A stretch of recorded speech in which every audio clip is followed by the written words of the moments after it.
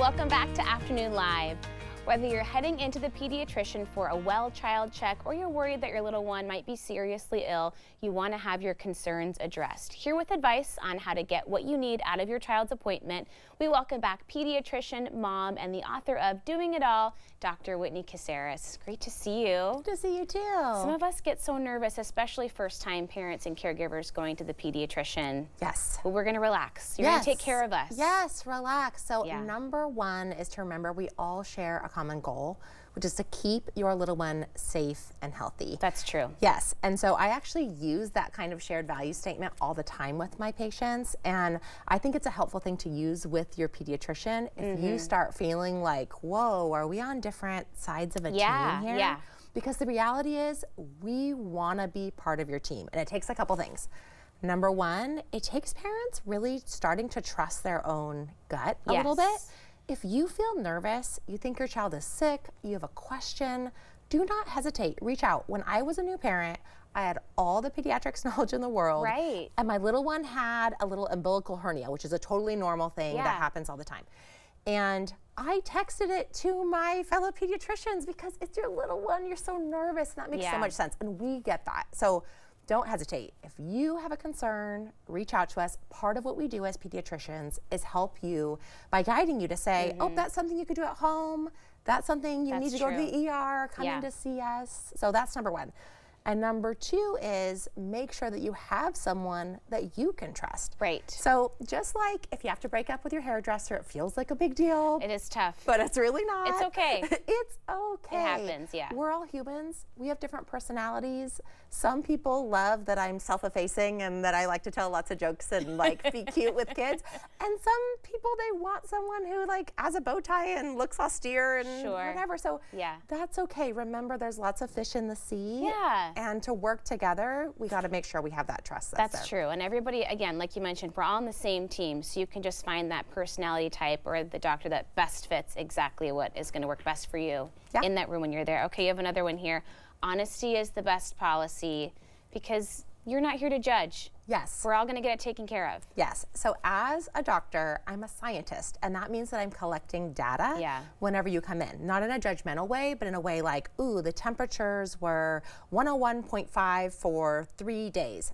That matters compared with 5 days. Yes. So if you think like, ooh, if I say this because I read that sinus infection, it's only like 2 weeks, so then I say that exact number, but it's not really true. Right. It's just going to hurt your child because it might end up with extra antibiotics. So just know if you can give us the facts and kind of only the facts, that helps the most.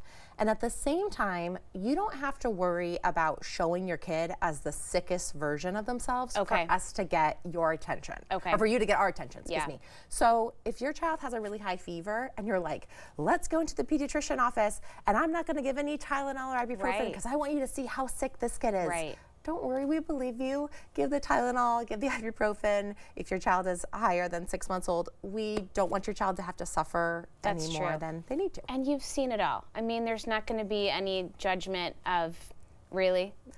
Right, exactly. And most of us are parents. I will say, as a parent as well, I learned so much more empathy for the parents that I was seeing. Like my example about the umbilical hernia, but also about the parenting stuff. A lot of people don't realize that as pediatricians, we actually address a lot of social, emotional issues. A lot of issues around trying to convince your kids to not do quite as much screen time, helping to motivate for movement.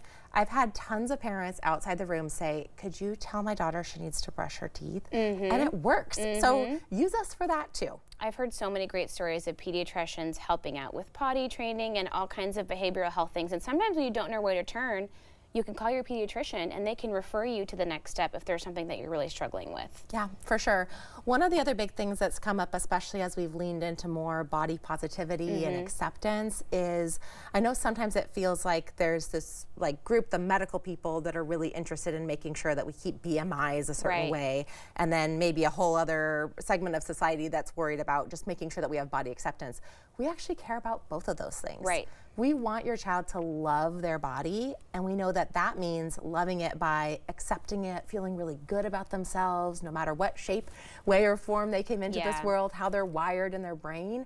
And also we know that loving your body means giving it lots of good fuel, making sure that you're getting lots of rest, that you're hydrating, that you're moving in ways that bring you joy.